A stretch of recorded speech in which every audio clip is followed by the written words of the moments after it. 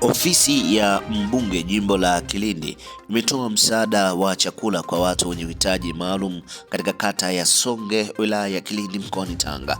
Msaada huo wa chakula umewakilishwa na katibu wa mbunge jimbo la Kilindi, ndugu Omar Hassan Nguzo, kwa niaba ya mheshimiwa mbunge Saleh Bwana Muhando, ambapo msaada huo umetolewa katika kata ya Songe na kuongozwa na diwani wa kata hiyo, mheshimiwa Job Kaole.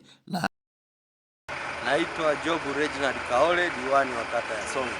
Kwa niaba ya wananchi wa Songe, napenda kumshukuru mbunge wa jimbo la Kilindi, Mheshimiwa Saleh Bwana Muhando, kwa msaada aliotoa wa chakula kwa ajili ya wanakilindi, wanasonge wanufaika. Tunamshukuru sana na tunamwombea heri na fanaka kwa tendo hili alilofanya kwa wananchi wa Kilindi, hususan kata ya Songe.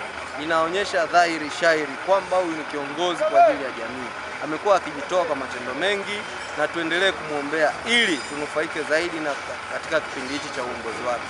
Mungu ambariki sana, tunamtakia kila heri katika utekelezaji wa majukumu yake.